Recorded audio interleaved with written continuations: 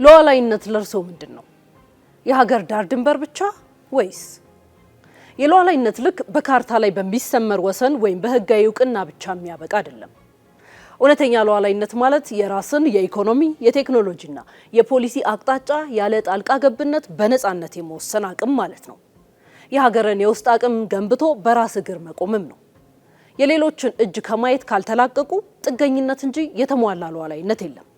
ጥገኝነት ደግሞ የነፃነት ጠላት ነው። ለመሆኑ አንዲት አዳጊ ሀገር የጥገኝነት ሰንሰለትን በጥሳ በራስ እግር መቆም ይቻላት ይሆን? ኢትዮጵያስ ከዚህ አንጻር በምን ደረጃ ላይ ትገኛለች?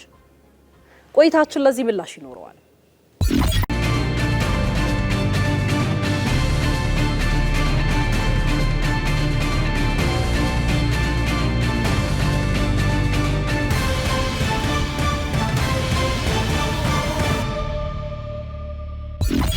በርካታ የፖለቲካና የኢኮኖሚ ጥናቶች የሚያስጠነቅቁን ነገር አለ።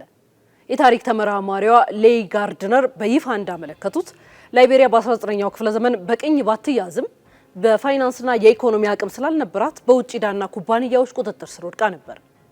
አቅም የሌለው ሉዓላዊነት ስልጣን የሌለው ሉዓላዊነት ነው።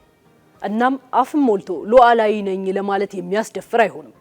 የፖለቲካ ምሁራኑ ጃክ ሳፒር እና አሌክሳንደር ሳቫኖቪች እንደሚያስረዱት በ21ኛው ክፍለ ዘመን ሉዓላዊነትን በጦር ሰራዊት ወይም በድንበር ጥበቃ ብቻ ማስከበር አይቻልም።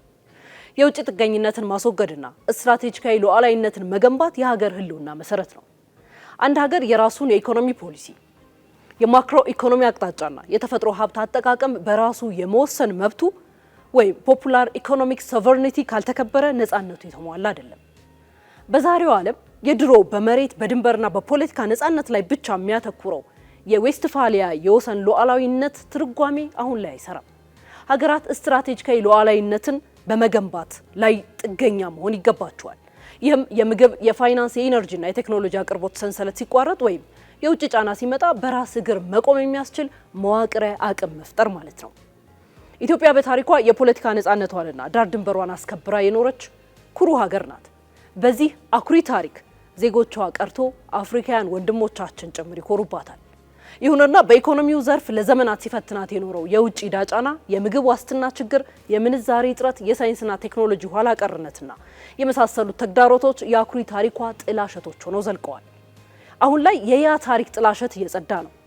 ኢትዮጵያ የጥገኝነት ሰንሰለትን የሚበጥስ የሀገር በቀል ኢኮኖሚ ማሻሻያ በተግባር እያረጋገጠች ትገኛለች።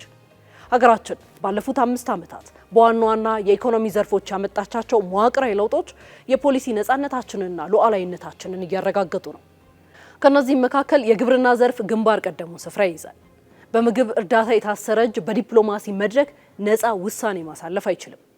ቀደም ሲል በየዓመቱ በሚሊዮን የሚቆጠሩ ዶላሮችን መድበን ስንዴ ስናስገባ የነበረ ቢሆንም አሁን ግን ከወቅታዊው የክረምት ተኮር ምርት በዘለለ በበጋ መስኖ ስንዴ ልማት ራሳችንን ችለን ወደ ውጭ መላክ ጀምረናል።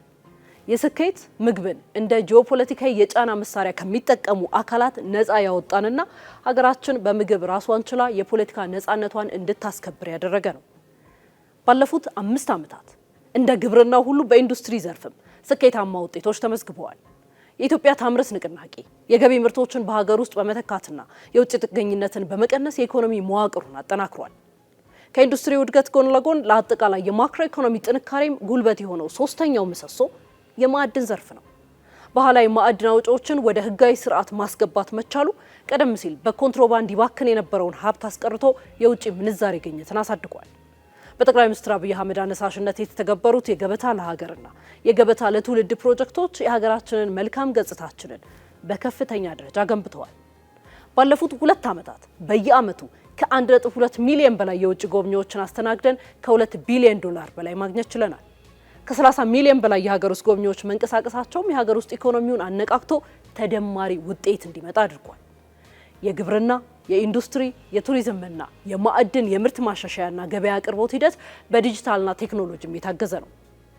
ይህ ሚናው ቴክኖሎጂን እንደ 5ኛ የኢኮኖሚ ምሰሶ እንዲታይም አድርጎታል። ለዚህም የፋይናንስ አካታችነትን ያረጋገጠው ቴሌብር፣ የዜጎችን ህጋዊ ማንነት ያረጋገጠው ፋይዳ ዲጂታል መታወቂያና በሀገር ውስጥ የተገነቡት ዳታ ሴንተሮችን ለአብነት መጥቀስ ይቻላል።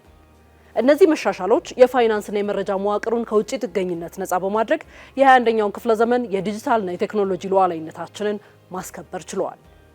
በአምስቱ የኢኮኖሚ ምሰሶዎች ላይ የተመዘገቡት ወሳኝ ውጤቶች ኢትዮጵያን ከውጭ ጥገኝነት አላቀው በስትራቴጂካዊ የኢኮኖሚ ሉዓላዊነት ላይ ጽኑ መሰረት ላይ እንድትቆም አድርገዋታል። በራሱ እጅ ያረሰና በራሱ ጎተራ ያፈሰ አይራብም እንደሚባለው በራሳችን ጥረትና ላብ የምንገነባው ኢኮኖሚ ዘላቂ ነፃነታችንን ያረጋግጣል። ኢትዮጵያ ከውጭ ጥገኝነት በሚያላቅቃት የስትራቴጂካዊ ኢኮኖሚ ሉዓላዊነት ሽግግር ላይ ነው የምትገኘው።